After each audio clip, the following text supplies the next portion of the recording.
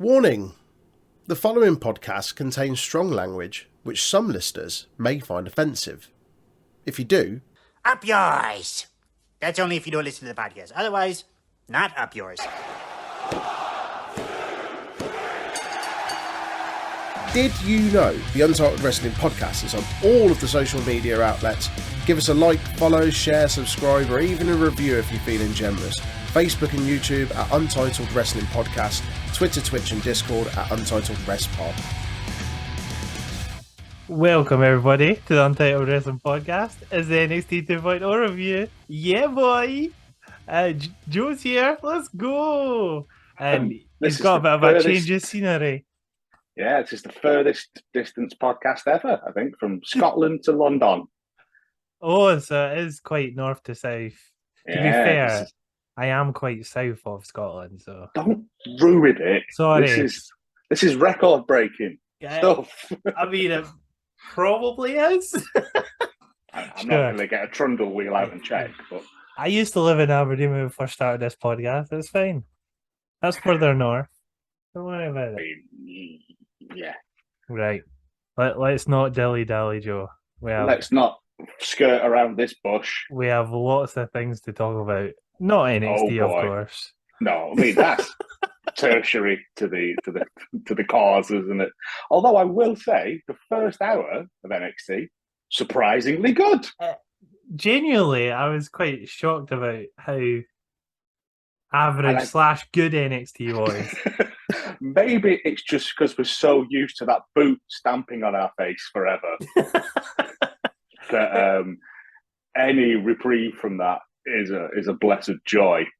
But like I said, at that first hour, I was like, this is pretty good. And I don't know whether or not it is because we know Vince has gone and Trips is back in charge now and it's psychosomatic, or it's just, the times they are changing, as that man said. Do you know what this is? This is wrestling chant for the NXT fans. This is what this is. With something's good happening, it's fine. Something's happening. Let's go. Makes sense. Right, we'll start off with the women's tag title match, the 4-way elimination match between Feroz Leon, Toxic Attraction, Ivy Nile and Tatum Paxley, and 1K away from a racism. Yeah, Caden Carter and Katana Chance. I'd almost do it every time. Susan Machete, yeah. Susan Machete, yeah. It's Feroz and Leon. I don't know why I've just put that. I was going to go on about their win-loss record because they were coming out about greeting about teams not being teams. And I was like, surely their record can't be that great. I couldn't be arse giggling it, to be honest. They said they had a couple of matches, but yeah, they were squashes for Toxic Attraction and other. Ivy Nile and Thingy had a couple of. No, this was their first. This was their very first match. Toxic minus Mandy. Seriously. Come on, Mike, play the game. I don't know whether it's the frequency, and it just can't pick up that frequency. I might have to lean. I'll try next one leaning back, right? All right. Or just do it lower. That's not as sexy. Well, I don't. Monday. Oh no! Don't ever do that. The match. I enjoyed this. Yeah. The match starts. Everyone's tagging. So they all get bits in. There's a couple of noticeable things, like a nice suplex crossbody combo by Feroz and Leon during the match. Before they get eliminated by a pop-up punch to the gut. Yeah, doesn't look good. That was a shite move.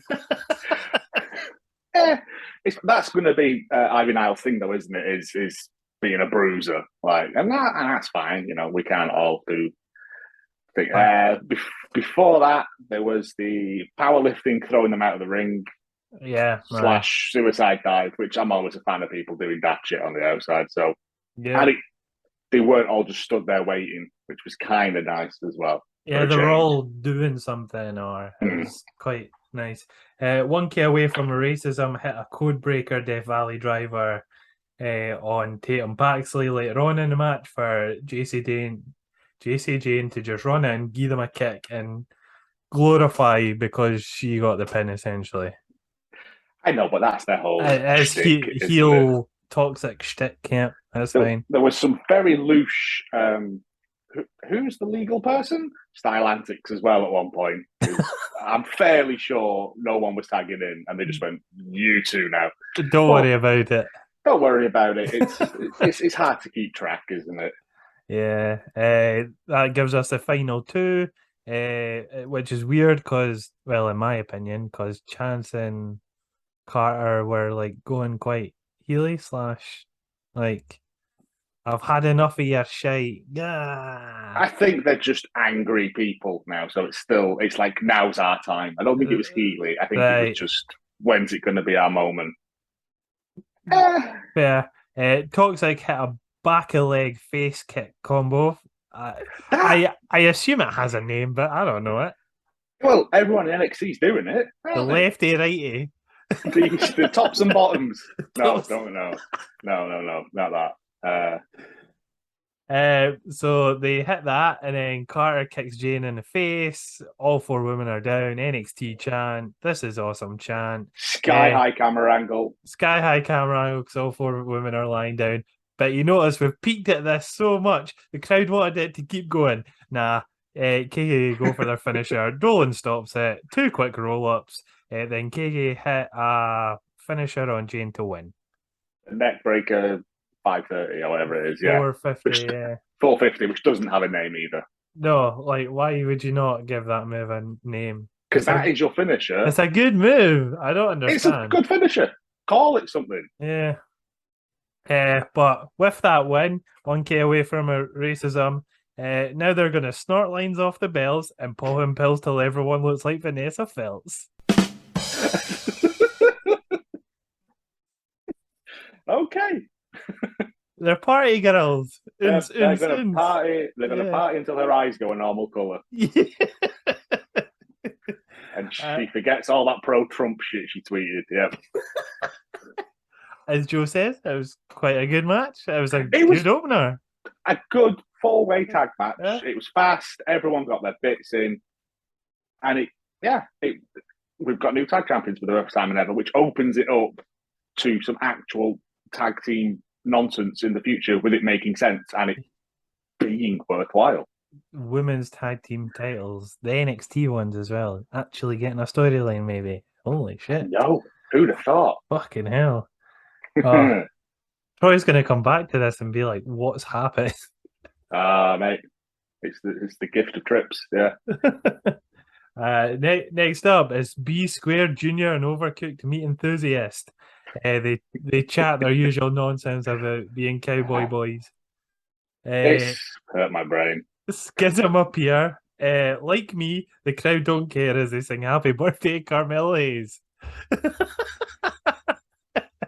Yeah. It's his birthday. He issues an open challenge. On his birthday. He says they stealing baby mamas. Cool. Right, okay. Bring her back after you're done. Who's out for the open challenge? But before that, it's Carmelo Hayes in the Chocolate Factory. Yes, it's Chocolate Fact. I've got a perfect fact for you. Let's go. Oh, mate. I've missed these. Well, we started running out and then Troy took over. And then it's just, we've had to change movie now. It's not the Willy Wonka one. It's the newer one we've had to go to now. Oh, with your man. I mean, you could just do facts about chocolate. I have been to the chocolate museum. Well, have you? Yeah, there was a lot of Playmobil for some weird reason. Playmobil? The little figures? Yeah. Yeah, there was loads of them doing little, scenes. With the chocolate? Or were they made of chocolate? Or... No, it was just like, this is where chocolate comes from. And it was like a load of Aztec Playmobil people. It was weird as fuck. The same weekend I went to the Chip Museum and the Interior Lighting Museum. Oh, wow. It was three for two, pal. Yeah. Buy one, get 2 free. If you want to know the history of the chip fork, I know a museum for you. Oh, right. When Deep Roy auditioned for the film, he had no idea just how many characters he would end up playing. He played every single Oompa Loompa, all 165 of them. Sometimes having to film a single scene dozens of times to switch places. He received a nice $1 million paycheck for his hard work. That ain't too shabby, is it? $1 million to play like 6 different No, things 'cause on every scene. A lot of them are like CGI multiplied in that film. Yeah, though, so. all the scenes were like the Oompa Loompa bits weren't very long either. So Nah. I mean, it took jobs away from other little people. Like, because in the original Gene Wilder one, they were all different. they were all people, different weren't people, they? yeah. So they could have split that million between like 6 of them. 165 of them. Nah, there isn't that many in the world, I don't think, at any one given time.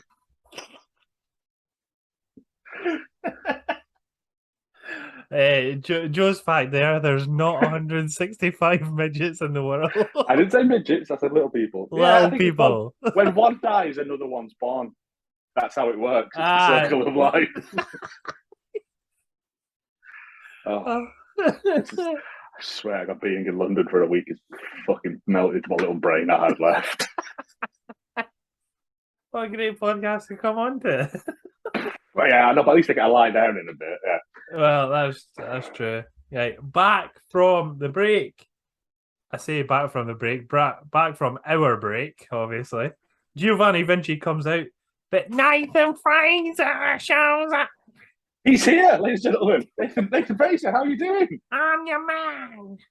Nathan, I see you went out for the open challenge today, but I just like the people want to know, what's your favourite ice cream flavour?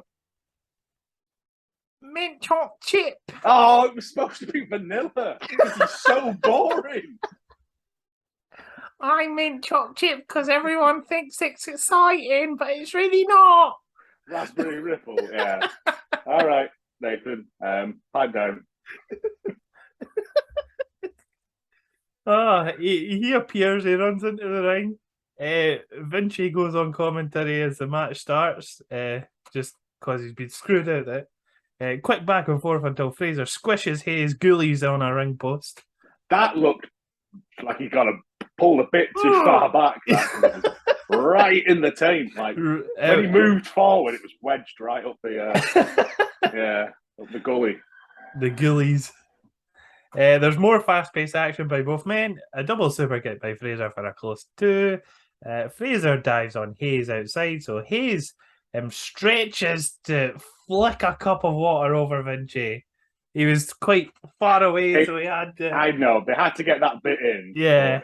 Yeah. Therefore, Vinci costs Fraser the match after that because he gets involved in the match, essentially. Fraser goes up to do something off the top rope and he pushes him into the ring and then he just hits him with whatever it is his finish. Oh, the leg drop thing, isn't it? For his finisher. Yeah. And then that was that. That was the match. Unlucky there, Nathan. Nathan, just before you leave. I'll get him next time. I know you will, Nathan. Just before you leave, Nathan, what's your favourite mode of transport? A bus. Oh, I thought you were going to say plane, like you. Bye, Nathan. Oh, nice. But before we carry on, Giovanni Vinci's an Italian, isn't he? He is, or he claims to be. He claims it. I certainly hope he is, because we've made a segment about it. It's Weird Things Italian.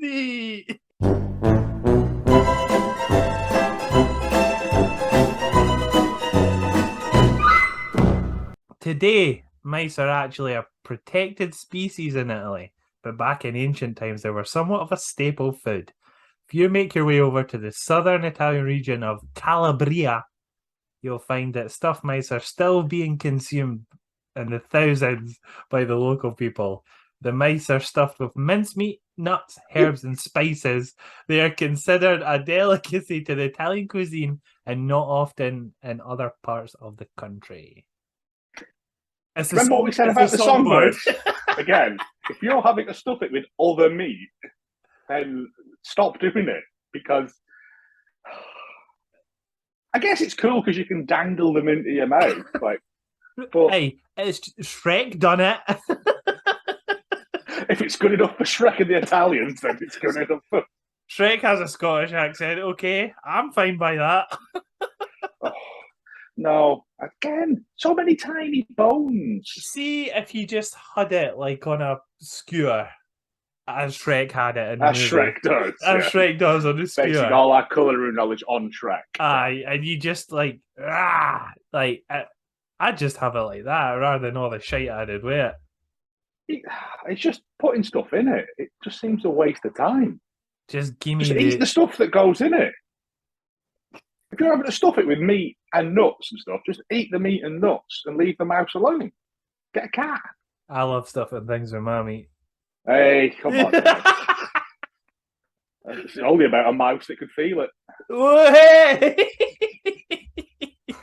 I'm a full cockney now. Oh. Doing a cockney walk. Oh, apples and pears and all that nonsense. Yeah, stairs, Lionel Blair's. There you go, stuff mice. Don't stuff. And if you've got to stuff something smaller than the thing you're stuffing it with, pack it in. There's no point. Yeah, Stick it on a skewer. It's fine. just eat it. There's All your the motto. Shrek technique. Yeah, Stick it on a skewer like Shrek. There you go. do a Shrek. Do a Shrek. It's the turducken thing, putting a fucking thing in a thing in a thing. Just pack it in. I would like to have a turducken. I've never had one. Go on. What's next? I can't remember. Anyway, a Solo Sokoa promo advertised by Sonic. Yeah, that's pretty. That's just to build up for later on. Oh, Sonic are getting heavily involved. As a special episode, how's about a not sponsored Sonic fact about Sonic Do the it. Hedgehog? Gotta go fast, gotta get down and do a little dash. You can't hold me down, you can't slow me down. I will eat a whole chili dog and then do a deep kiss on a lady. Oh, right. This one comes from the canon of the Sonic the Hedgehog comics, which ran from 1993 to 2017. But it's a fact That long? apparently so. Ja. It's a fact worth mentioning anyway. In the comics, his full name is Sonic Maurice the Hedgehog. Maurice. Maurice. I can see why he goes. Is it not like Sonic, not a nickname? So he's actually called Maurice the Hedgehog, but he chooses to go by Sonic. So A former writer even claimed that his first name is actually Ogilvy. It's pretty funny to imagine Sonic, the cool hero with an attitude, having a middle name Maurice. Maybe it's a good thing that they never carried through to the games. Sonic the Hedgehog is definitely less of a mouthful. There you go. That's what I've got for you. I wonder if you can stuff a hedgehog. I mean, you probably could. No, I've heard of people cooking It's like- hedgehogs. Yeah. It's like plucking fucking feathers. but- No, you wrap them in like mud and clay, and you bake them in an open fire. And then when the clay hardens, you peel it away, and all the spines come with it, and you're just left with the inside bit. Apparently, like a conker. Yeah. Comparing a hedgehog to a conker, it's fine. They're both spiky. They live in trees. There you go. That was your not Sonic sponsored Sonic fact. And hedgehog facts. Did you see the thing for the Sonic cheese on toast double burger thing? Yeah. So Yeah. basically, for anyone that doesn't watch NXT and you're here just for our funnies, basically, hey, don't do that face when I say that. Basically, they were constantly advertising like a double cheeseburger, but instead of roll, it was like thick toast. Yeah, With cheese on toast. Yeah. with cheese on it as well. Yeah, it was It looked weird. awful. Yeah, it's like Purely because it was browned burger on square bread. just give me a burger at this point. I think you need to separate yourself. But the whole thing seemed to be sponsored by Sonic, the fast food takeaway place, I'm assuming it is. That's why for this 1 week only, you're getting not Sonic Sonic sponsored facts. Sonic facts. Yeah. Well, even Sonic tweeted in later, didn't they? Yeah. Yeah, exactly. Yeah. See, They're all over the place. We love it. Next up is the NXT title Heatwave Summit. It's not a good title, is it? No, it's not a good segment either. To be honest. Well, that's true. JD talks about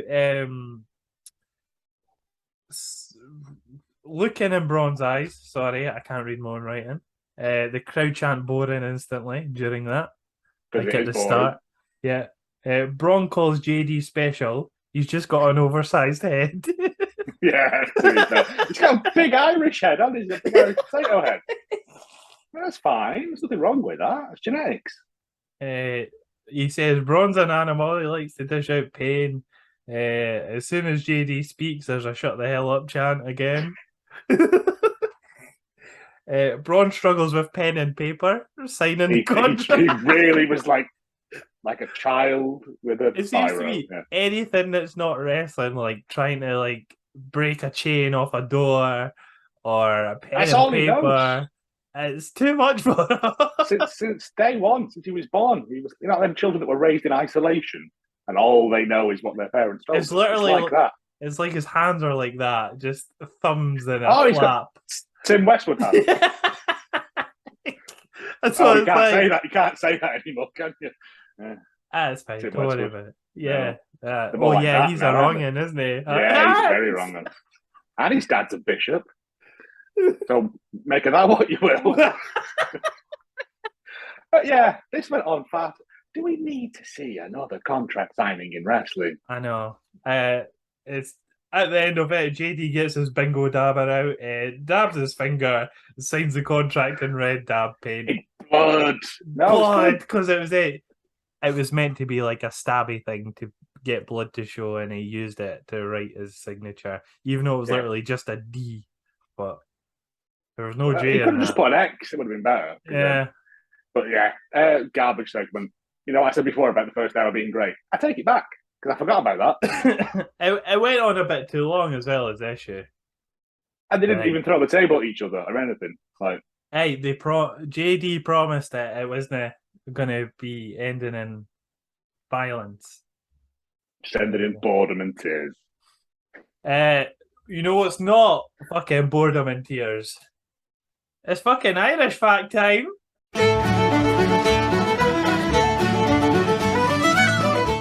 Yes, boy.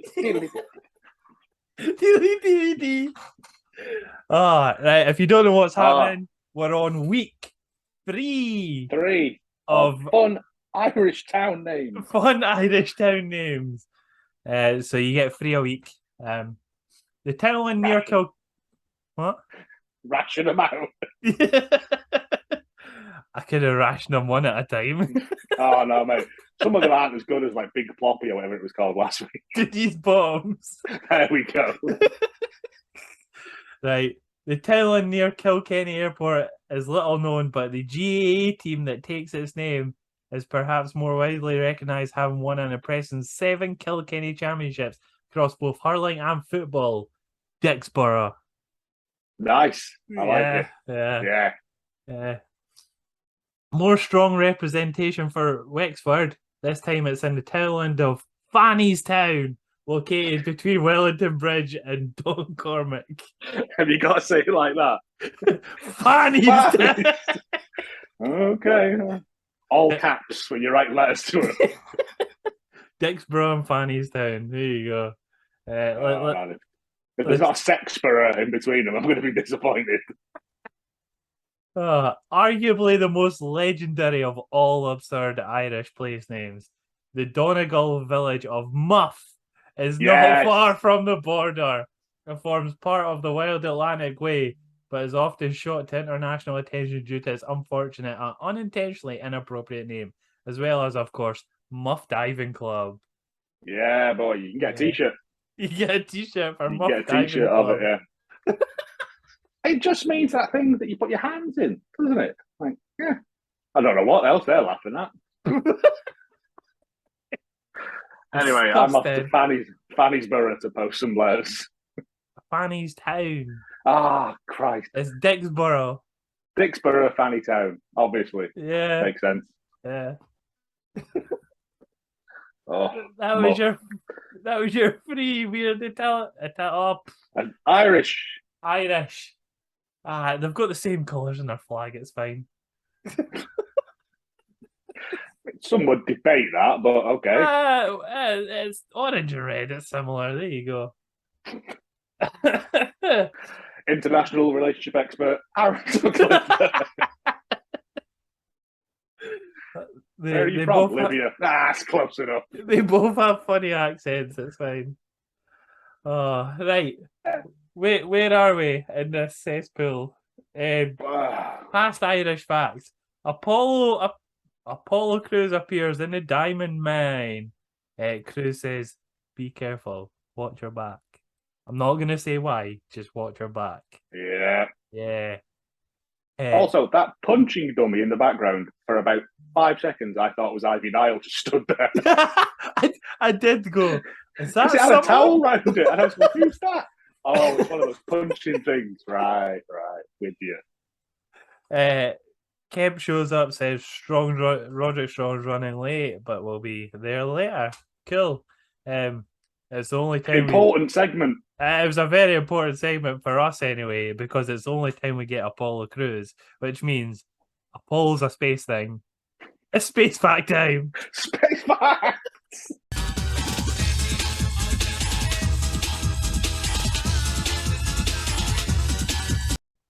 Do blast off for space facts. One of the most bizarre moons in the outer solar system is Miranda. I don't know why I said that. Does Miranda the moon keep falling over or singing cake or something? A shadowy. Oh, hold on! Don't laugh! Don't laugh! You give Miranda the moon it fully deserves. Yeah. A shadowy moon of Uranus. Hey. Observed only once when Voyager 2 got a glimpse of it in 1986. What's so special about Miranda's anus?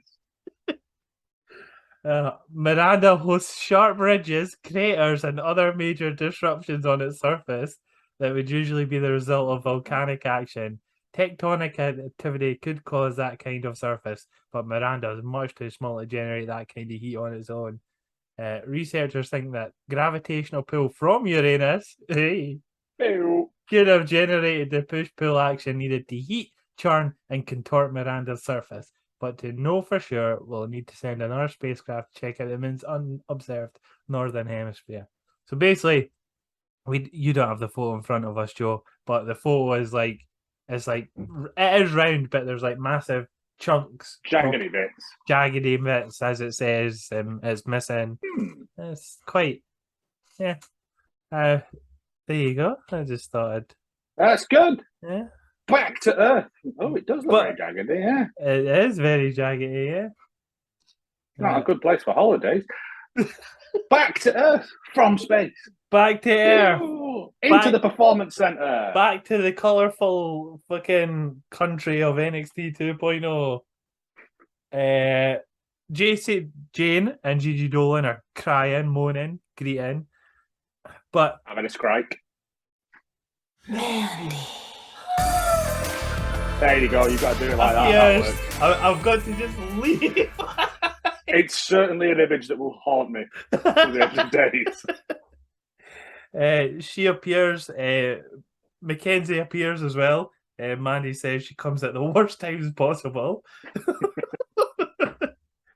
But then we get, as Mandy Rose comes to the ring, we get a Sonic advert, which means it's a not sponsored Sonic fact about Sonic.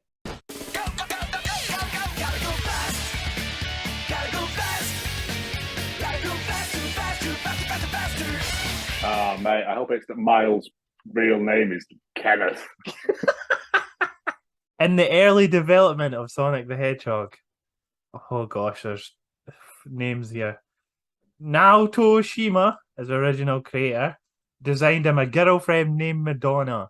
She was tall and blonde, with an exaggerated hourglass figure, a lot like Jessica Rabbit.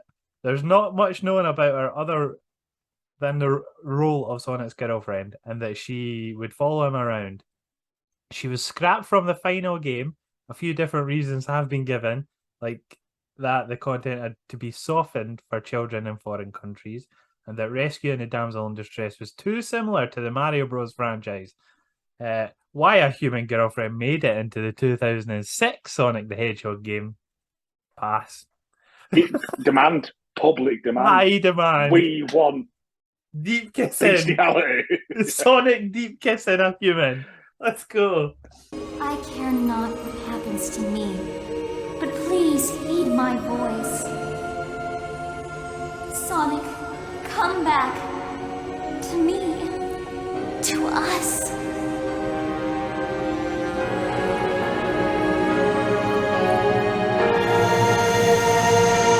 Yuck. Ew. Gross. Not bad. Not bad. Not bad. Yes. As in, just okay. Sal.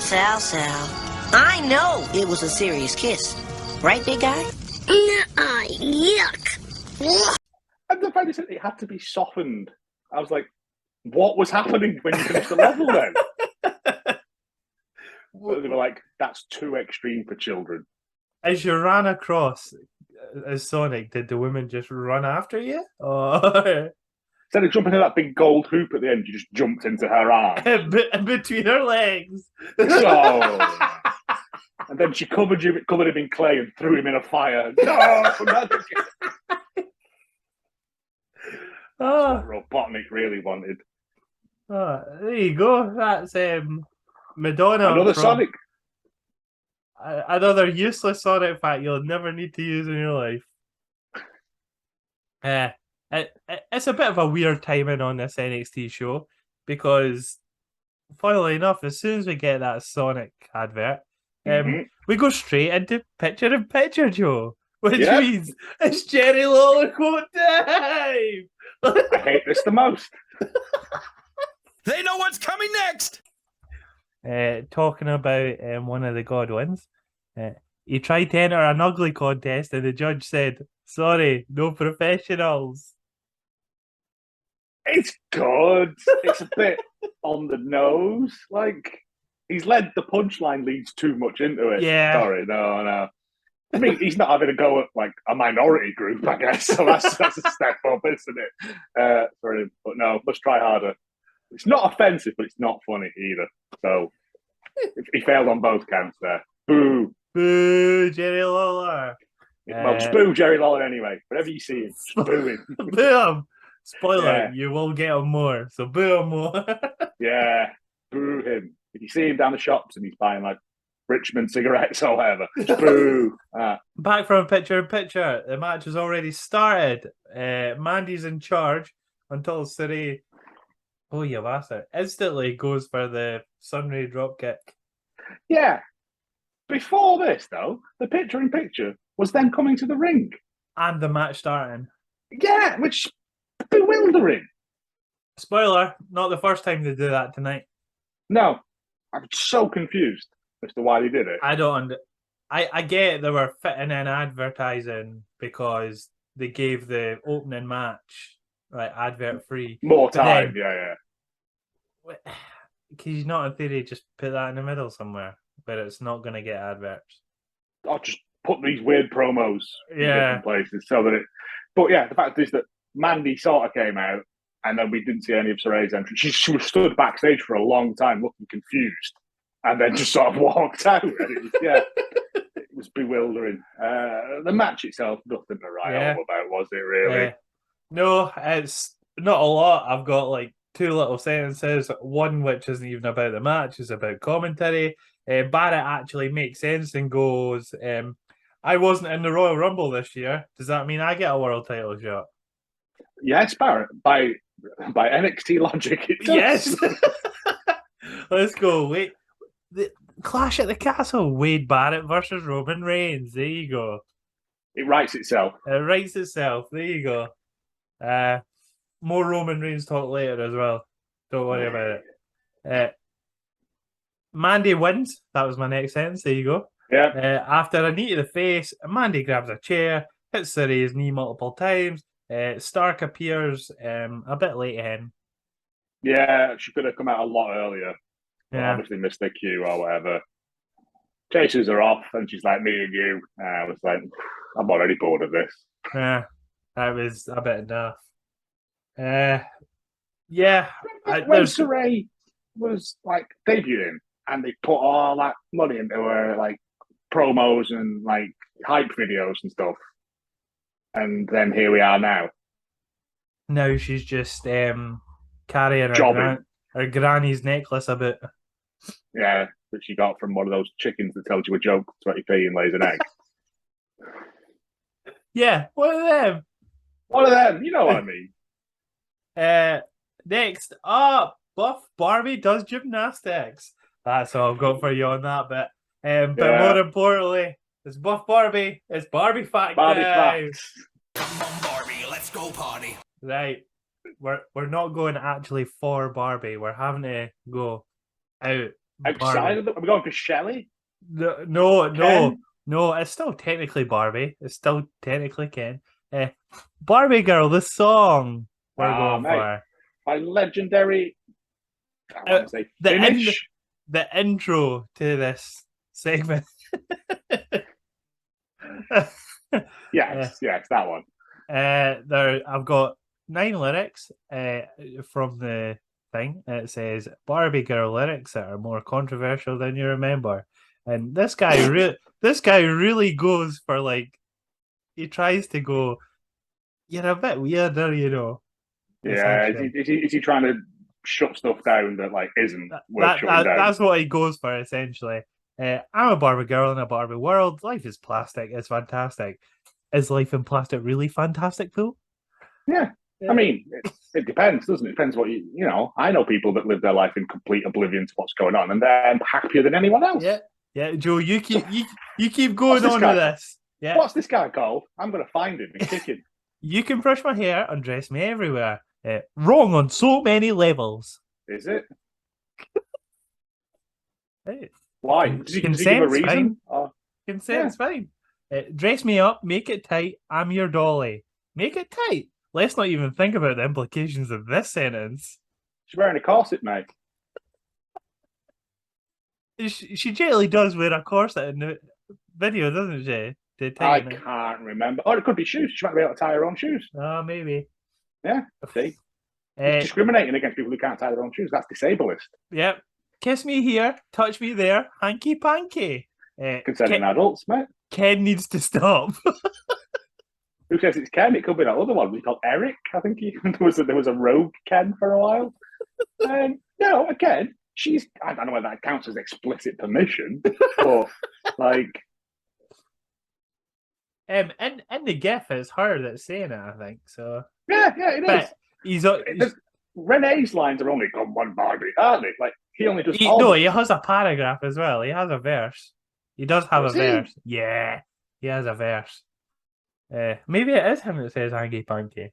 I don't know. I don't know his verse, but no, he doesn't have a verse in there. I'm sure he doesn't. He has a verse in Barbie Girl. In Dr. Jones, he does, and in cartoon, I'm like, fucking hell, all my aqua knowledge is going to come from here. But yeah, I'm fairly sure in that he doesn't. All he does is go, "Come on, Barbie." Yeah. I'm 99% sure. But anyway, come on, moving on. You can touch, you can play, but why did they have to go and make it so creepy, though? Well, no, the full line is you can touch, you can play if you say "I'm always yours," isn't it? That's the full line. There you go. So he's saying, if you'll be with me forever, then yeah, we can have a muck about. Yeah, Joe, call him out. Yeah. I'm going to. I bet it's the fucking Guardian, isn't it, this?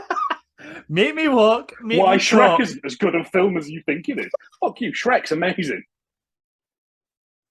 Shrek 1 and 2 is amazing. Let's get it. Make me walk, make me talk, do whatever you please. Do whatever you please is not the empowering message I'd hope for. Is this a woman? Is this? I bet it's not. I bet it's some dude. I bet it's some dude called Maurice. Right, we've got 3 more, and then surely he could be a hedgehog. We don't know. We've got 3 more, and then we'll see what the name is at either the top or bottom. I can beg on my knees. Barbie! I mean, it's not a Vince McMahon segment. Oh, it's not an Irish man at the bus stop either, so it's fine. I don't think he was begging, was he? Come jump in, bimbo friend. Let us do it again. Wait, did Ken really just call Barbie his bimbo friend? All right, is that the line? That is Renee. That is Renee's line, yeah. Yeah. Or Claude, or whatever he's called. And the last one, hit the town, fool around. This song is way filthier than I realised when I was a kid. If you're feeling a little traumatised now, you're definitely not the only one. Barbie Girls lyrics by Aqua are scandalous, but that doesn't change the fact that the song is a veritable classic. It's not the best Aqua song ever. By Christina Sansa. By Christina Sansa. Christina Sansa, more like. What's the Sansa of good time? I mean, if you want filthy songs, fucking Bewitched. That's just about wanking in a treehouse. Or just do Foxtrot Unicorn Charlie Kilo. I mean, that's implicitly supposed to be rude, isn't it? Like, you know. If you want to try bring down a song, you've got a whole song. I mean, you can just do any Bloodhound Gang song in that respect, couldn't you? Really? They're all about that, yeah. No, boo to Christina Sansa. Boo, no fun police. The article was by Amy McKeldin, and then it was updated by that other lassie. There you go. Boo. Boo on all your houses. Women. Yeah. It's a fun... I don't really think... it's not get up, stand up, is it? You know what I mean? It's not the times they are changing. It's a fun pop song. I don't think the Women's Liberation Front are going to be like, you know what? We're mad at Aqua. Yeah. How dare Aqua insinuate that she's a Barbie doll? Disgusting. Anyway, that was our rage, because there's nothing else to rage at on this show. It wasn't even rage. This segment, it was about her and Wendy Chu's. Wendy Chu got the thing last week, the promo last week. This is but it was just her doing trampolining and like, is it tumbling? The floor thing where they do all front flips and shit. I've realised she talks like this, and it's very spaced out, and it really grinds on my gears. It's to fill. Yeah. Yeah. It's fine. It's like you've got to talk. I don't know what this is, but that dance move where they used to go. Oh right, I thought it was like the King's Speech or something going on. You've got to talk start screaming like into the microphone. All right, well there we go. This is how getting she talks. breakdancing videos now as well. Lovely times. Yeah, cool. That's enough. I don't want to hear her speak again. It's annoying me now. Next up, it's a man or a woman, I don't know, called Axiom backstage. If it's a woman, she's got a very deep voice. Sounds like Akid, funnily enough. Almost sounds like Akid. Yeah. I mean, he's probably got one of those robot things in so he can do any voice. I talk like this. Yeah, you see? He could have one of those. That could be his superpower. I will Batman doesn't sound like Bruce Wayne. I will set myself on fire. I will set myself on fire. Maths. Because he loves maths, doesn't he, Axiom? That's his thing. He's the crime fighter of maths. What was that program? What was that program with fucking that? And they sold weed and is it Ideal? Oh, Ideal. Is it Ideal? He's cartoonhead, isn't he? He's cartoonhead. Cartoonhead, but he's got the old man's fucking. Oh, Sten Roach. Yeah.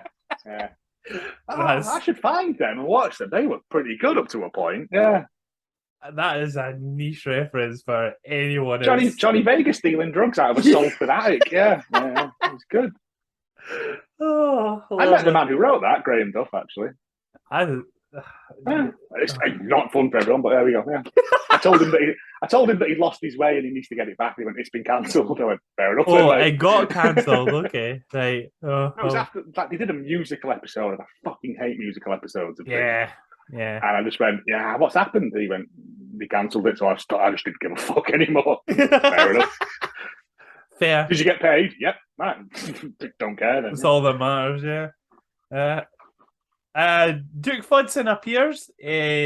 Moral of the story is you're small and a nerd. Yeah. You know. But whilst they brawl to the ring, Joe, what would you like to say whilst they brawl to the ring? I don't know. I thought you were going to say something. My bad. I've got something to say though. What's a slang term for a vagina? A fud. So guess what? It's vagina talk time. Let's go. Minge, cunt, lady garden, meat sleeve, vagina, clunge, fanny, your gash, beef curtains, pish flaps, your vag, badly packed kebab. Seamless, that, you see. He's working on his show reel, isn't he? Oh. BBC One Saturday night, Aaron Sutcliffe presents Vagina talk. Fucking vagina or recliner. You've got to guess whether it's a vagina or a comfortable chair. I don't know. It's just the top of my head. It's vagina talk, man. We've not seen Duke Fudson in a How while. dare you talk about them as a man, says Caroline Sensor, or whatever she was called. I'm still angry about that. Christina Sansa. Was that it? Christina Sensor. I'm still angry about her. Tweet her right now. I'm gonna. As soon as I get off this call, motherfucker, send you to Fanny Town. That sounds ruder than I meant it. Cherries don't pop. And can we please stop calling them cherries? Oh, God. This Christina Sensor again.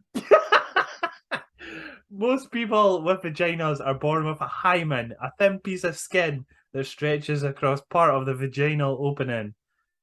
I said that funny. Vaginal, my bad. I think both are accepted. Oh, okay, that's fine. One's American. Oh, despite what you may have heard, at no point in your life will this piece of skin pop. It's not a piece of bubblegum after all. A hymen's often tear before a person ever has penetrative sex during some unsexy activity like riding a bike or putting in a tampon, but it's also common for the hymen to tear during sex, in which case a bit of blood is to be expected. Vagina facts. Vagina facts. So, cherries don't exist. They don't pop. Cherries do exist. I bought them tear. yesterday. So expensive, yeah. But do you not have to chew around a fucking seed and go? It's only a little tiny seed. It's fine. No, I like fresh cherries. Lovely. But yes, also I think you're doing good here because the amount of shit I see on Twitter of men not understanding how women's bodies work is staggering. So well done there. There you go. If you're a man that doesn't not all know, cock jokes, yeah. This is why this segment's here. I did it for the woman. Information, fun and informative. Yeah, fun-entertainment. I will not slander the vagina at any point. That was vagina talk. That was vagina talk. Oh, a match does start eventually after brawling to the ring. I like this though, the brawling to the ring thing. We've not done that in a while. No. Fudson's in charge most of it very quickly. Axiom gets a quick roll-up victory, but he done it in a tilt-a-whirl fashion. Yeah. Yeah, there was also like a razor's edge into a hurricanrana into the corner, into the turnbuckle. That was pretty fun as well. Yeah. Big guy versus flippy guy. A little flippy guy, but it was fun. Yeah. Because it was quick. Yeah. I quite enjoyed it for what it was. Next up is Wesley backstage. He moans about Trick Williams being Muhammad Ali. Yep. That's literally You it. do you, son. Yeah. Next up, There's nothing to say about it. Wesley is just like there, isn't he? Yeah, like he keep trying to make him something. He doesn't know who to fight. Will I fight Trick this week? Or will I fight Von Wagner this week? Or will I fight who's the other one that he was fighting? Sanga. Will I fight Sanga this week? Christ. Yeah, he's just in a weird no man's land of nonsense. Yeah. Yeah, it's fine. Next up, it's I've lost my joke, but it's fine. It's Tony D. I'm having some Italian grass put in my yard. Then I can mow Milan. Hopefully I can cut a piece of grass while I roam around. That's a freefer. That's great. Right. I told you. He's knocking us out of the park today. Or I've got sunstroke. One of the two. There will be one day when I just... It's just a perfect run. A 300 game in bowling. Yeah. Oh, 9-dart finish. Just. Hey. What was the first one? Mia Moa. Then I can mow Milan, like your lawn. Oh, that's a stretch, but I like it.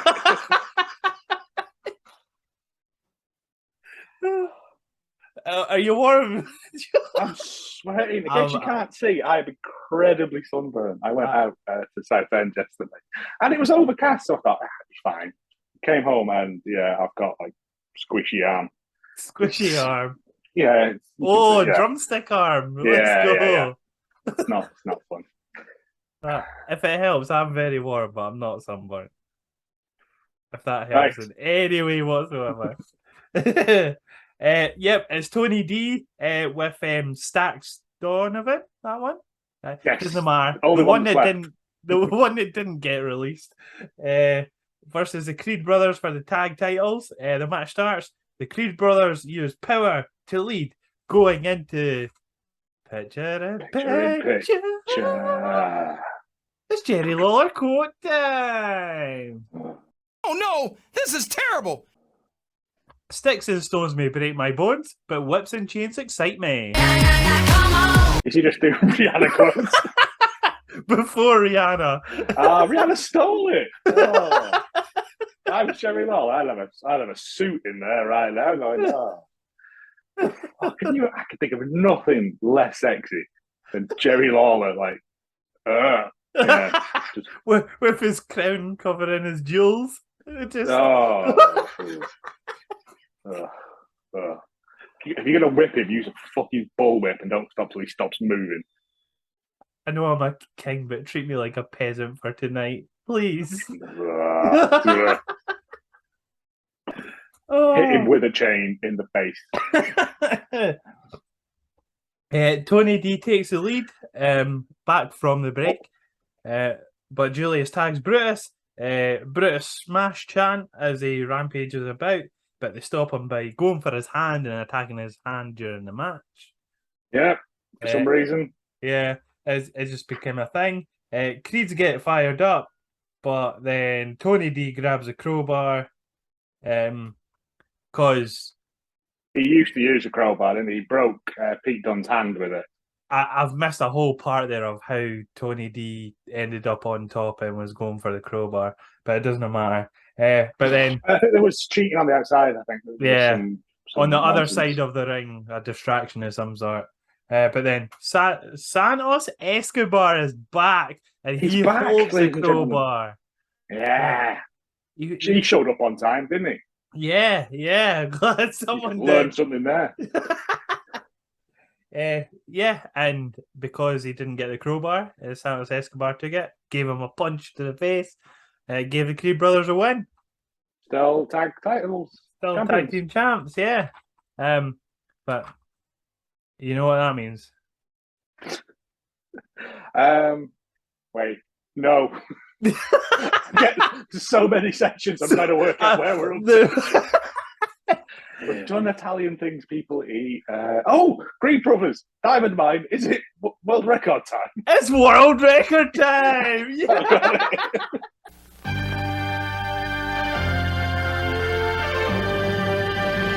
From North and South America, Western Europe, Scandinavia, Asia, and the South Pacific, the spectacular world of Guinness Records.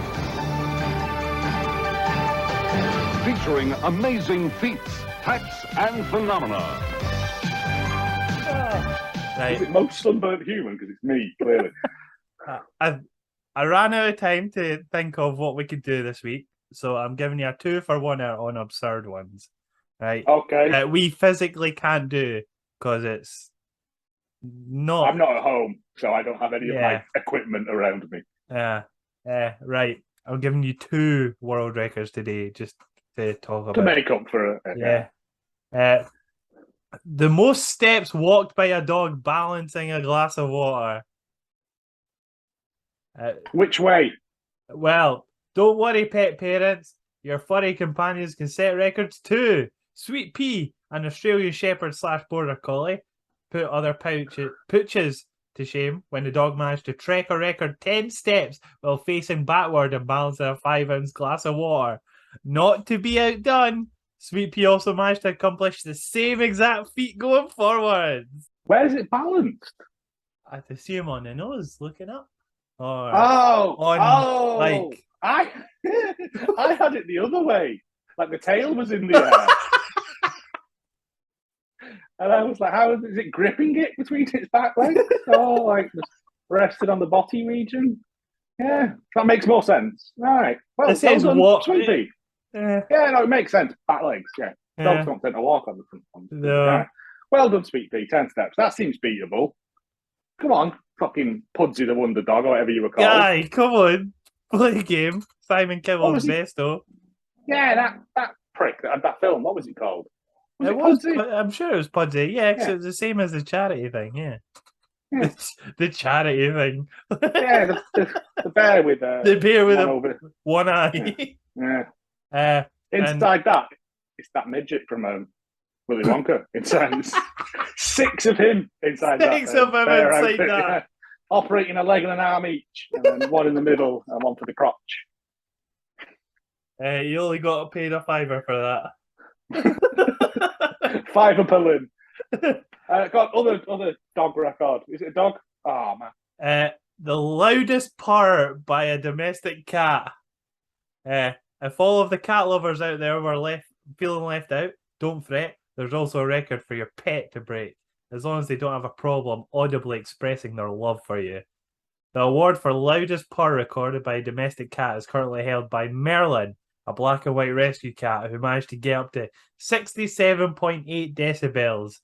That's pretty loud. We will put the video of the cat purring whilst we're on, especially if you want to give your own kitty a glance at the competition. So this is an attempt for the loudest purr by a cat. Microphone must be 1 meter above the ground. Now we can start the measuring. We all remember where we were during moments of great historical importance. Kennedy's assassination, Charlene's wedding, and now Merlin's purr. 67 decibels is pretty loud, isn't it? That's like I don't know. What the is equivalent of it? 67.8 decibels. I mean, you don't have to be so precise. We've got 70. Yeah, we'll do 70. Yeah, a passenger car at 65 miles per hour. A freeway at 50 feet from pavement edge.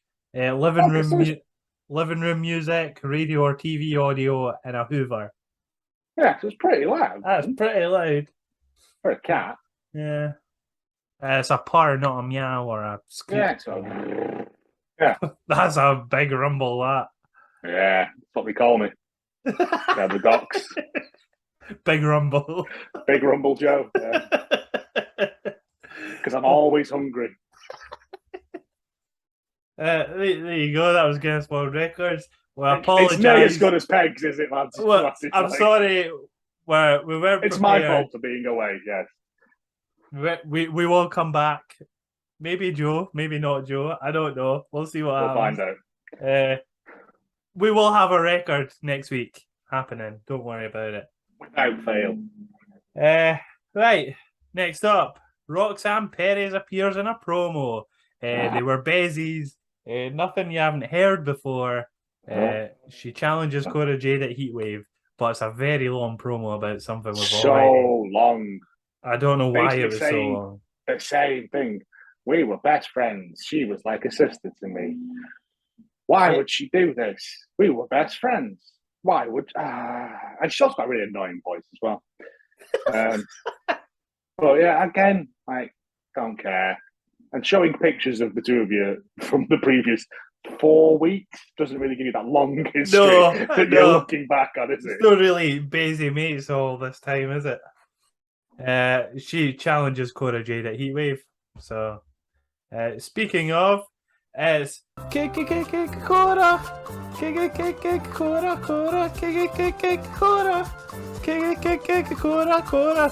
Cora, Cora, the skateboarder, Cora! Hurrah! There you go. She declines. Moving on. Moving on. She says she's on this ground my gears. She says she's the talk of the town. She's on par. She's on par with Bailey and Roman Reigns. Roman Reigns? Yep. How dare you? That's like the fucking brass neck on you, though. That's outrageous behaviour. How would you manage to skate about on your skateboard with bollocks that size? Like Randy from South Park with the wheelbarrow, just as a Like skateboard. Buster Gonad from this. Yeah. Like, and I know she's been told to say that. Like, there's no way that you'd. I mean, in a way, it's good because it portrays she was incredibly arrogant, but also fuck off. Fuck off! You're taking the piss, surely. But obviously, our favourite Toxic Attraction member, Mandy. Oh no, lost that as well. Oh, fuck you, just have to microphone. You just have to cut the other one in that worked. Just put that one in repeatedly every time. Yeah, it's fine. She appears. She wants to talk business. It's convoluted, but it makes sense. Attack Zoe Stark, so then she's easier for me, and because if you batter her, the runner-up in the Battle Royal will get the match next week. Or something like that. Yeah, it was very confusing. Also, for some reason, Cora Jade was carrying a piece of plastic piping with her. Is that a new thing? Because I was like, Alba Fire has a bat. We can't all have bats. We can't have all bats and pipes and crowbars. No. Everyone's got a thing. No, but I'm sure it was supposed to be a metal pole, like, because that's going to be a thing now. Yeah, because she hit it off. But then the she bell at tapped the end, the pen and it made a very plastic noise. Yeah. Oh, where's the clank guy then? And she's like, yeah, I'll think about it, and walked on. And you're like, sweet, well done. Yeah. That's great. You notice that she's turned like 21 now, so she's like wearing quite scantily clad clothing these days. Yeah, it wasn't the same belt issue as last week, but it was still a bit. It was still a bit iffy, but now she's just in a like brassiere style thing. I don't know. That's 2 weeks in a row I've said brassiere for some reason. Yeah, it's fine. Have you seen the tattoo as well? Yeah, the Darby Allin style tattoo. Darby Allin, but clearly she's done it herself with a compass and some Indian ink. It looks shit, mate. I had to look it up, and then the missus came in and was like, "Why you look?" I was like, "I'm looking at the tattoo, not the bottoms around it, like obvious." And I can't remember what it says, but it's like it's some shit fortune cookie style. Yeah, I've brought it up before, but I can't remember what it was. Tattoo. I will tell you. It says, "Oh gosh, there's a lot of boobies."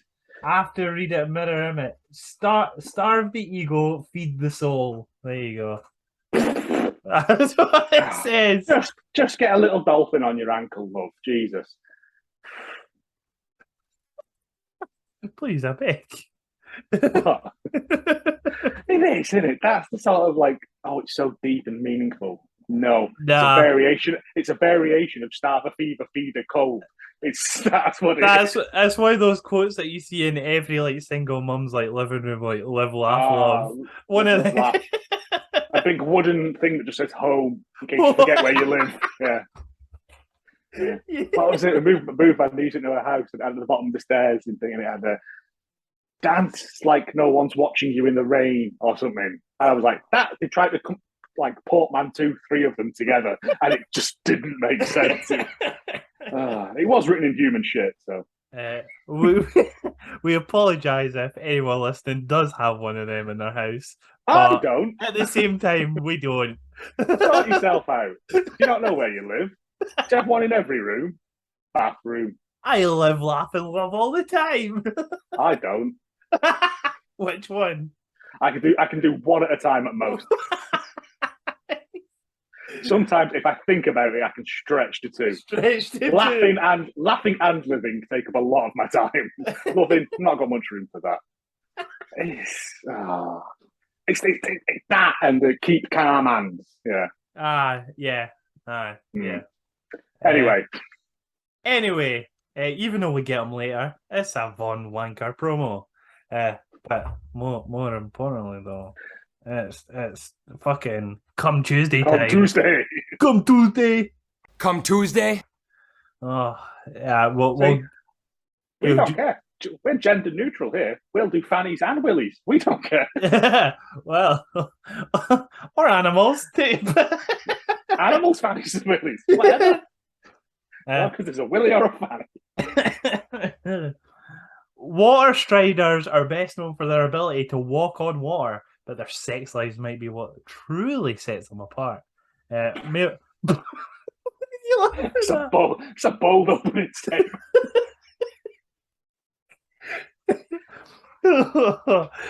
Male water striders go directly for mating rather than attempting to court a female partner.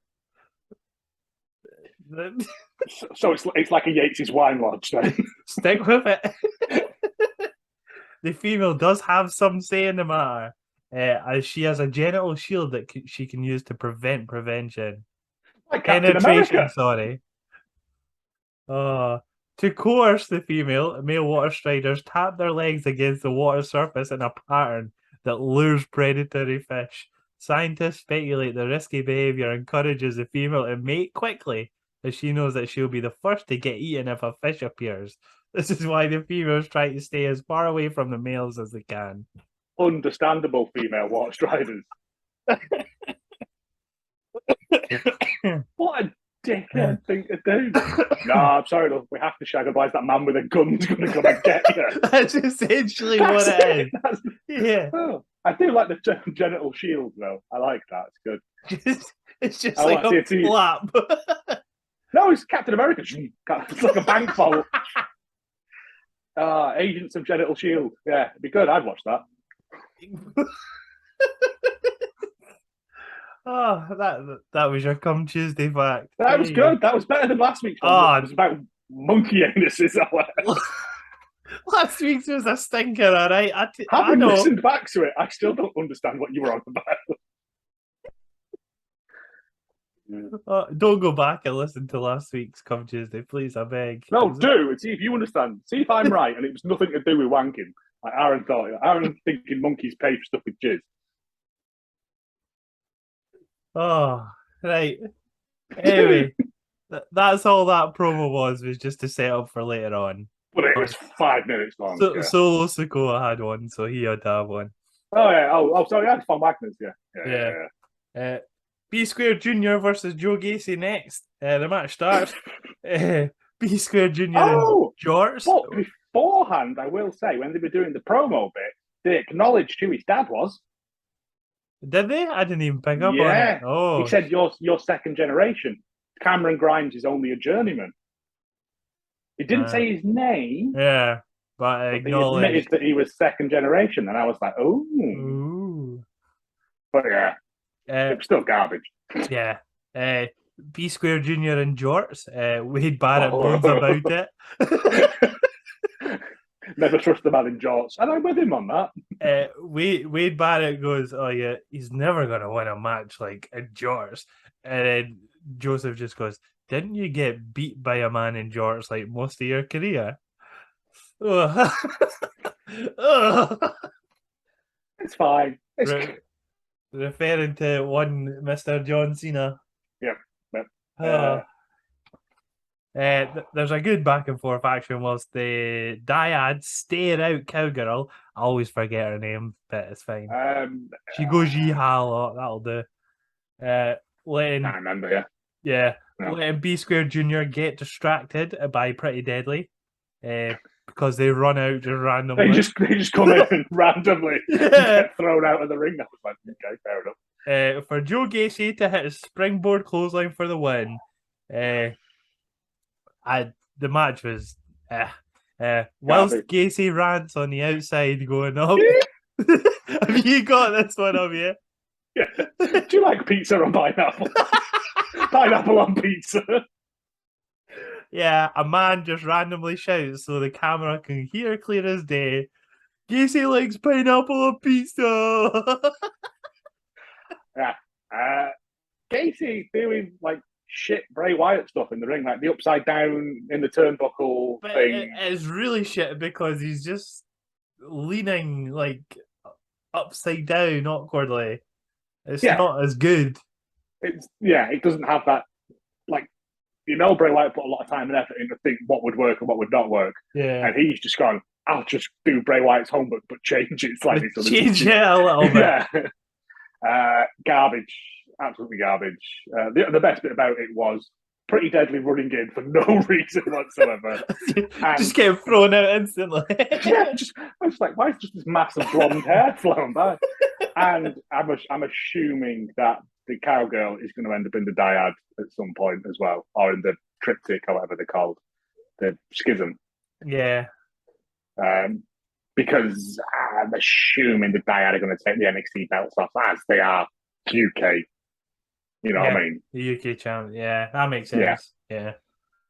Well, then you've got your classic stable, haven't you? You've got a tag team, a solo, and a woman. Yeah. All full of character. I say full of character, it's just the same character. But I believe that, what was it? Throb McKenzie did say, look into my eye this week, didn't he? Did he?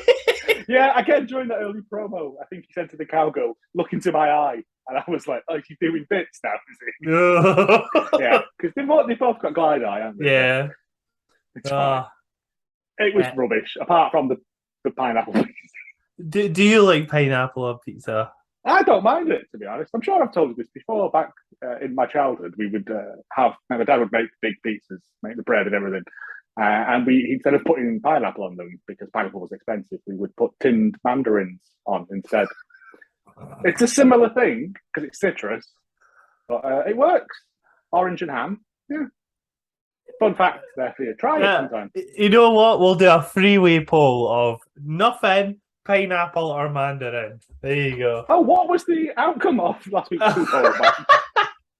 Let me get it up. I'm fairly sure you're in the minority. I feel like I'm in the minority, but yous are all wrongins about poo. Justifiably so. Yeah, yous are all wrongins. It's disgusting. Episodes, NXT. Blah, blah, blah. How do you wipe your touche after having a poop? 75% sitting down. The correct people. 75% of those people out of the 100% are wrong. Okay. Well, I beg to differ, but anyway, yeah, moving on. So, vote tangerines. Vote. I thought it was mandarins. Whatever, mandarins, tangerines, same thing, isn't it? Right, okay. Tinned citrus fruit. Tinned citrus. There you go. That's your poll this week. Trapped fruit. Yeah. Oh, right. Anyway, Tony D's on the phone. He hangs up the phone, and then his phone rings again. And then he gets another call from Santos, and then they have a back and forth camera. Yeah. And it's like main roster when they pan constantly to different things, but this is just two people on the phone. Yeah, they couldn't have just done a split screen. No, they couldn't have just done a split screen. It was stupid. It's such a little thing, but it just hurt just watching it. It just gives you seemed- whiplash, yeah. It just seems so like awfully cut and stuff like that. And they say they want to go one more time, and then it gets announced later on at some point during a match that it's the final something. Reckoning, final spaghetti. Fight. The One last lasagna. The last strand of spaghetti. Yeah. The lonely meatball. It's the last something or the final something. We're getting it next week, so there you go. Right. Oddly not saving that for Heatwave. Heatwave is next week. Is it? Yeah. They're moving through these. What? Because it was only 2 Is weeks Heatwave ago. not It was next week? friggin' Unless NXT Heatwave. Because I think it was only 2 weeks ago, wasn't it? It is on August 16th. That's 2 weeks away. 2 weeks. 2 weeks Yeah. away. My bad. No, it's fine. I just thought because the last one wasn't that long ago. Yeah. And that gives us the next segment, which is Alba Fire versus Lash Legend. It begins during picture in picture, or as the French would say, image dans l'image. Nice. Which means Classy. it's Jerry Lawler quote time. It's a triple Lawler. I think it's pretty obvious which way this one's going to go, JR. This is like hell. This is Welsh Road Dogg has a noose around his neck. Now the Road Dogg can get serious hang time. That's good. I like it. Yeah, well done. It's not discrimination in any way. It's fine. It's fine. I'm sure. The king's ancestors had nooses around some people's necks in the past. Yeah. Back I'm disappointed. Alba Fire's bat was back to fire this week, and we didn't get air or water or heart. Oh yeah, the airbender thing. Yeah, that's no, disgusting. But we got all her intro was the thingy. Then the picture cut to Lash Legends. The exact shows how same much as confidence they've got in her. Yeah. the exact same as the other women's match. As So, the yeah. Oh, yeah. entrance Yeah, and the well. match starts. Yeah. Yeah. Back from the break, Lash Legend is in charge. They care about this so much that they talk about a tweet from Roderick Strong. Yeah. Sponsored by Sonic. Apparently, I forgot to give you a Sonic one, but we'll add one anyway. It's fine. It's a sponsored Sonic fact of it. No, I'm not. Non-sponsored by sponsors. Oh, don't worry about it. Just cut it in from before. It's a non-sponsored Sonic fact about Sonic. You're too slow.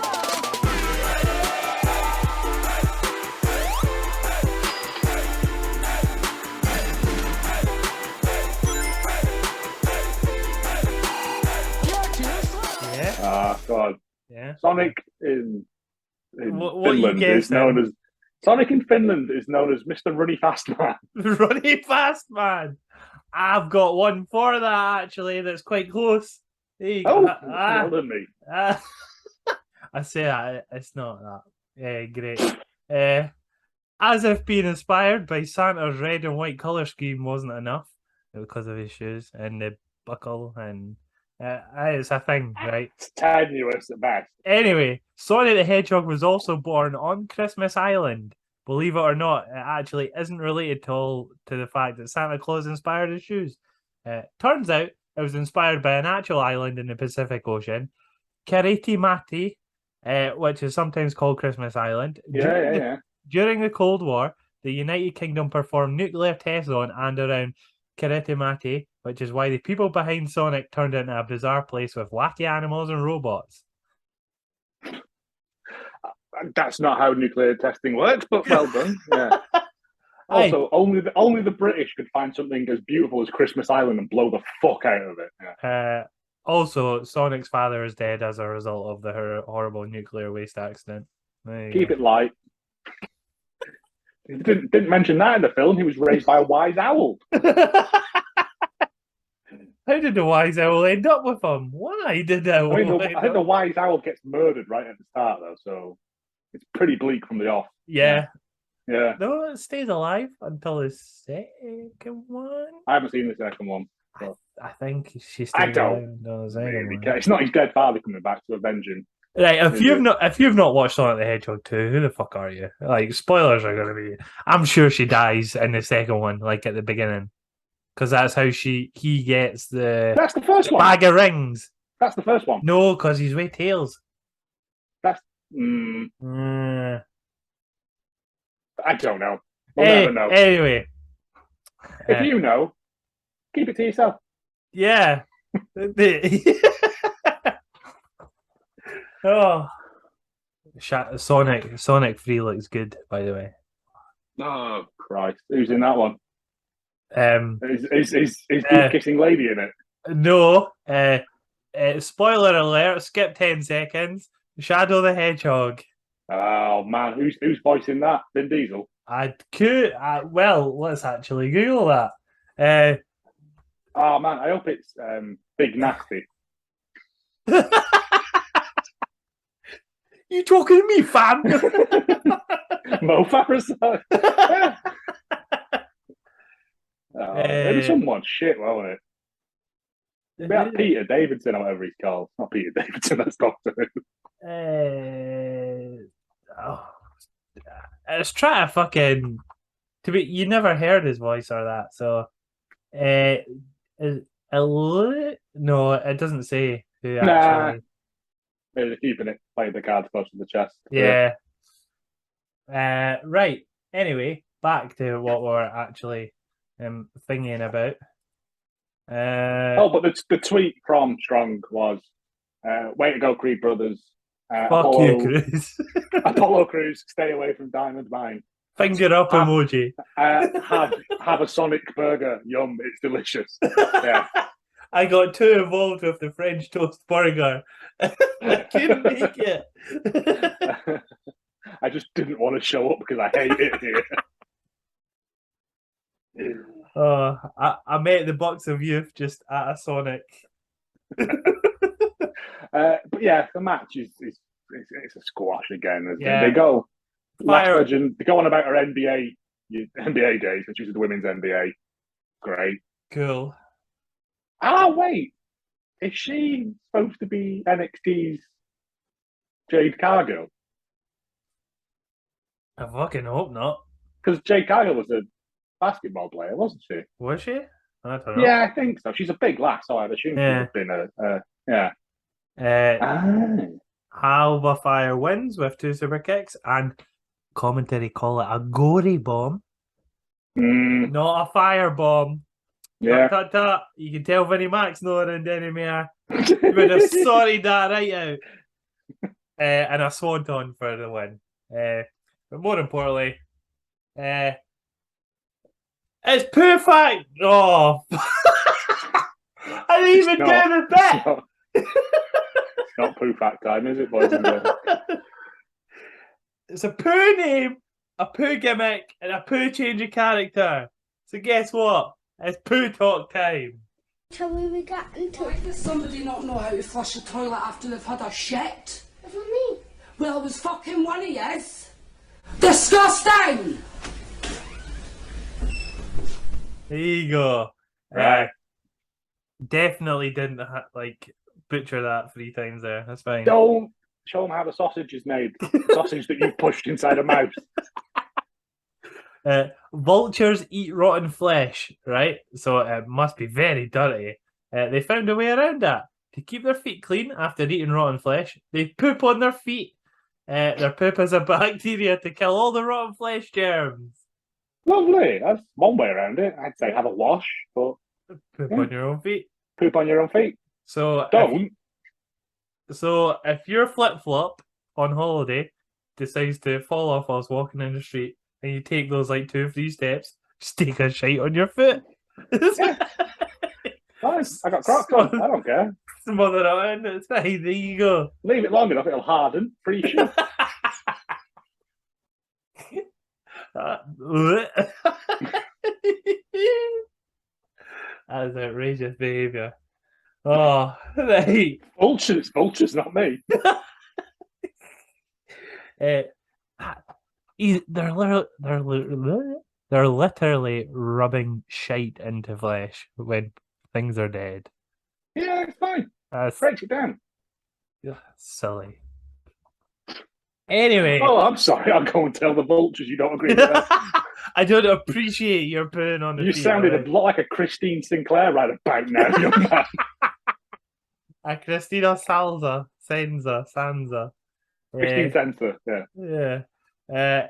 Anyway, after that match, which was a NAF match. It was a squish. Hayes and Trick Williams help ladies with their car outside. This made me laugh, to be honest. Who are definitely don't know what they're doing. She definitely did not open that bonnet up. No, it wasn't. It had very big. Yeah, I think someone's just watched the Nate Dogg Warren G video for Regulate and was like, "That's what black people are like." Yeah. Why were they there? Yeah. Why were they? Why were they there? That makes no sense whatsoever. No. Yeah. How you say that? Yep. Makes sense. But they're gonna party with those hoes. Those baby Alternator. Yeah. Ooh. Don't say that. That's horrible. I didn't say it. They said it. I know, but next up, Nikita Lyons cuts a promo calling out Kiana James next week, and she takes far too long saying things. And I'm proud of where I come from. How dare you talk down to me like that? That's who she got the voice of. You know the big-legged man in The Simpsons? I bought an automobile.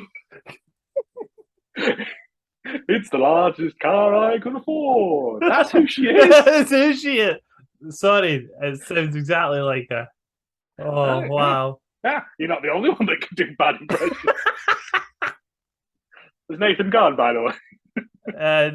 Nathan's gone for the night. But next He's gone up... home and just check his book of carpet samples. Next up, in the main event, is Solo Sikoa versus Mr. Come Tuesday, Von Wanker. No, Falls Count Anywhere match. Falls Count Anywhere match. But most of all, it's our final, not Sonic sponsored, Sonic Fact. Gotta go fast, gotta get down and do a little dash. You can't hold me down, you can't slow me down. Mate, I think I've said it. I think I've said it like a different way every single time. It's fine. People will get the gist. People get the gist. Yeah. It's a segment. When I like this. When the time came to design a new company mascot, one of the proposed ideas was a caricature of Theodore Roosevelt in pajamas. Stick with me. While the little teal hedgehog was eventually chosen, this design evolved into an egg-shaped character who eventually became Dr. Eggman. He was so close to being the hero, and now the poor guy lives with his plans being thwarted day in and day out. That makes sense. He does look a bit like Theodore Roosevelt. Yeah, I can see that. Also, did you say teal hedgehog? Sonic is not teal. Oh, no. Sonic's more like a midnight blue or an ocean spray or something. He's not a teal. Is that not a juice, ocean spray? Yeah, it is. But also, I'm going to guess there's a colour called that as well. Poseidon's Delight. I didn't call him teal. The person did. Who said it this time? Who was it? Who done Sonic Dirty? Yeah. Who done Sonic Dirty? Where's they your just name? no. They just thesaurus blue, didn't they? And just picked one at random. Yeah, it's fine. I don't care. Layla Rusuli and Gabrielle Huston. 2 women. Yeah. 2 women. Ooh, I like the word teal. Yeah. Yeah. Boys Club. Yeah. Yeah. Right. We're allowed 1 boy. The match starts after your Sonic advert. Sikoa lands lots of heavy shots, lots of heavy moves at the beginning. Von Wagner comes back, hits a back suplex on the chair, which looked quite nice. They brawl to the outside now, past Trick and Hayes. He just nudges him over, I think, if I remember rightly. Yeah. Sikoa gets dumped in a bin. That made me. Well, they fight outside next to the car. Yeah, and he just gently pushes him into it, and he acts like he's been shot. Yeah. He then puts him in the bin, and they're like, "It's not a dumpster match." We get you're the street champ. He's the street chump. Yeah, Robert Stone shouts that after it happened. Yeah, Robert Stone. What Skull did that pops say? out of the bin. No, yeah, that's what I'm saying. Yeah. Robert, yeah. Skull pops out of the bin, hits him with a bin bag. Yeah. Like a furious Oscar the Grouch. The fight leads back inside into the ring, as these things always do. They make a big point of it being a falls count anywhere, and that's why the referee's there. Yeah. But there are no rules. Yeah, they try to get back in the building, in the door, and Cameron Grimes walks out. I don't know, he just oversold it massively by going, "Whoa!" Well, he was outmaneuvered by a step last week, wasn't it? So like, that's just his thing now. He's the Miranda of NXT. Lots of weapon shots ensue. Back in the ring, Solo Uranagi on the steps. He goes for a splash, but Robert Stone stops him by grabbing his legs whilst he's up there. So that stops. And on the outside after that, Solo, after being pushed into the corner, he gets back again. Solo hits 2 super kicks, does a splash that's not an Uso splash. Nope. On to the commentary for the win that looked good yet shit at the same time. Yeah. Because he bounced up, which is always good to see when they just go flying back up again. But also, he barely hit him. Yeah. So it wasn't really a splash. It was weird, but hey, hopefully it's the end of this now, and they can go off and do other things. Hopefully one of them fight Wesley. At some point, one of them will. Everyone has to fight Wesley. It's a tradition or an old charter. Yeah. But it was solid. It was a good match. It was a good main event. I thought it was something a bit different, and it also was pretty good wrestling. Yeah. Yeah, this is one of the, I think, better weeks of NXT 2.0. I said I'm shocked that I was not angry all the way through it like I normally am. I was only marginally angry. That was a good opening, good ending. Very two strong matches to start and finish on. There was a couple of bits in between, obviously, that were still true to 2.0 spirit, but I think they were tying off storylines to start new ones. Yeah, just before Heatwave as well. Yeah, so maybe this is the great resurgence. This is just it cutting off. You'll have to go back to doing a proper review of NXT 2.0. Nah. It cannot be killed now. It will it's stay. Become sentient. It will stay. What were your highs and lows for this? Highlight. I'm going to say the women's opening match. It was genuinely good to see women's tag team wrestling being taken slightly seriously, given a bit of time. And as much as I don't like them, and I don't even know why I don't like them. It's just something unlikable about them. It's nice that they've got the belts now. My low point, I'm going to say, starting the matches in picture. It feels slightly disrespectful. Both women's matches as well. Yeah, both women's matches as well. It just feels a bit cheeky. And one of them's your women's champion. Yeah, that was why couldn't you have done it on the fucking Axiom match? Have them brawling out. Yeah. But whilst they're brawling, go do the advert. Have another advert for Sonic. Did they not do that for Wendy Chu and Tiffany Stratton one time, a couple of weeks back as well, where they went to picture in picture whilst they were brawling to the ring? I think they did. Possibly, yeah. Yeah. She was getting her makeup done, and then Wendy Chu just came in flying. So they made a big point of it being advert free. And I was like, it isn't advert free. Your adverts just aren't in the usual locations to facilitate the beginning and ending of these things. Yeah. Again, it was just the rest. I mean, there were some other sketchy bits in it, like the tag champions tag team match. That was a bit, but it's just the fact that women got slightly cheated out of their intros and matches. The start of the matches are all interesting stuff happens. You can't start a match and then go straight into a rest hold. Yeah, you can't. It's wrong. My high it was going to be one of the two, so I'll pick the main event, the Falls Count Anywhere match. It was fun. We got to see other things happen during this Falls Count Anywhere match as well. Yep. It was like proper just fun.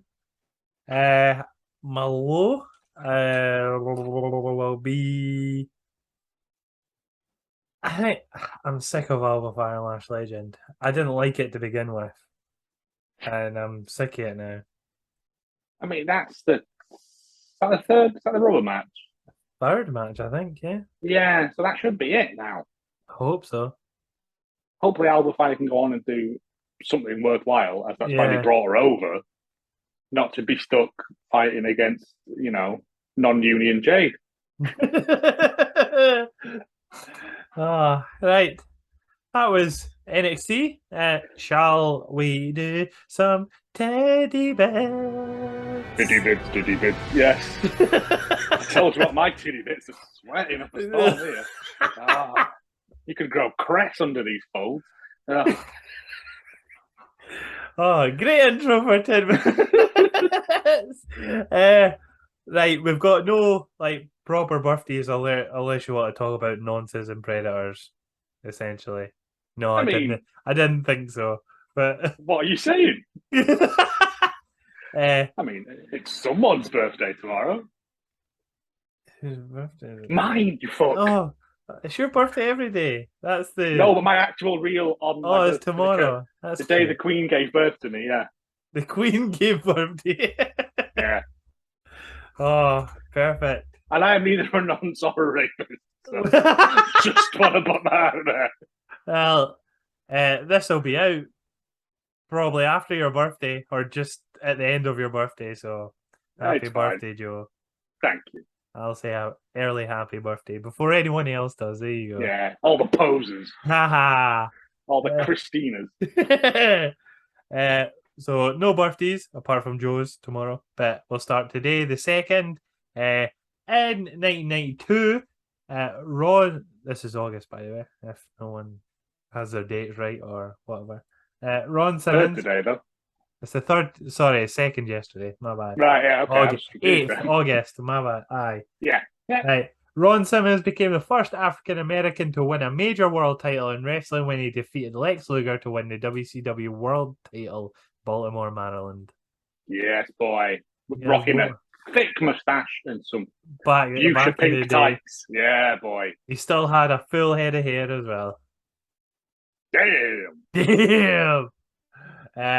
And in 2008, Ring of Honor presents Death Before Dishonor 6, or VI if you're Roman about it. Roman about your lawn. Milo. The Briscoes defeated the Vulture Squad, Jigsaw and Ruckus. Sure. What? That did not sound like a real sentence, but it was. No. Jigsaw, the guy from Saw. He shouldn't be wrestling. He's got cancer. Right. Chris Hero defeated Delirious. Eddie Edwards defeated Roderick Strong. Brent Albright defeated Adam Pearce to win the NWA World Title. Fuck, what's the ladies? Defeated Jimmy Jacobs and Necro Butcher in a 3-way dance. Naomichi Marufuji defeated Gio Shiozaki. El Generico and Kevin Steen defeated the Motor City Machine Guns. And in the main event, Nigel McGuinness defeated Bryan Danielson, Claudio Castagnoli, and Tyler Black in a 4-way elimination match to retain his Ring of Honor World Title. I bet that's a banger. It's the longest match on the card as well. Well, they're all going to get the bits in, aren't they? Yeah. That was Death Before Dishonor. That main event sounds banging too. Yeah. Oh. Also, I always get confused when you say Necro Butcher because there's a bass player in a death metal band called. It's not the same one. But yeah, I always think, is it him? For a split second, I have to make that decision in my head. Yeah. And on the 3rd, again, no nonsense. It's fine. In 1997, WWE presents to us SummerSlam. It'd be good if I really had this up because that would be very disappointing if I didn't, and we couldn't talk about it right at this moment. On the card was Mankind defeated Hunter Hearst Helmsley in a steel cage match in the opening match. Goldust defeated Brian Pillman. The Legion of Doom defeated the Godwins. British Bulldog defeated Ken Shamrock by DQ to retain the European title. I don't believe that. Los Boricuas defeated the DOA, the Disciples of Apocalypse, in an 8-man tag team match. I forget that Gang Wars was a thing. Fuck me. Stone Cold Steve Austin defeated Owen Hart to win the Intercontinental Championship.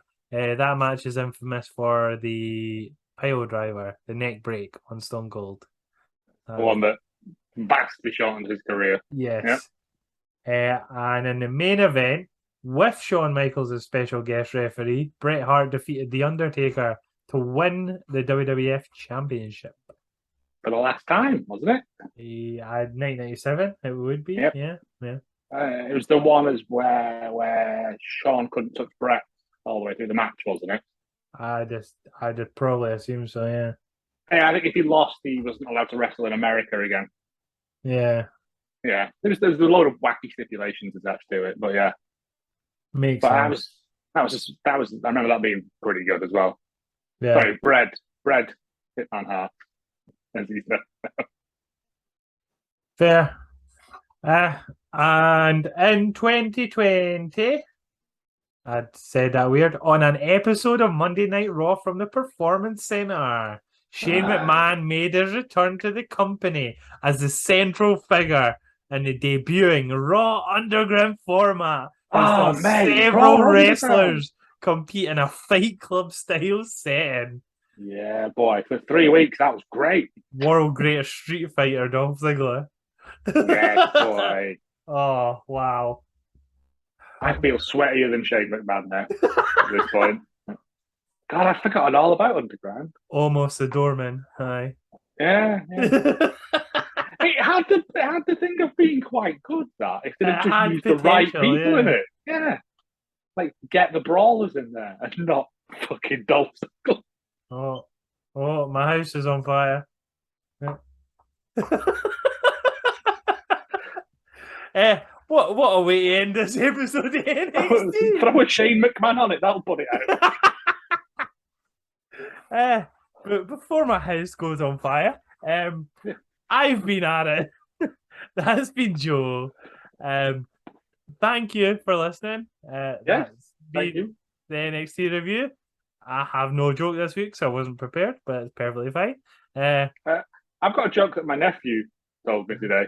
If you want to finish on that. Yeah, we'll finish on that then. Join us on our Facebook, our YouTube, our Instagram at Untitled Wrestling Podcast, and you can join our Twitch, Twitter, and our Discord server at Untitled Rest Pod.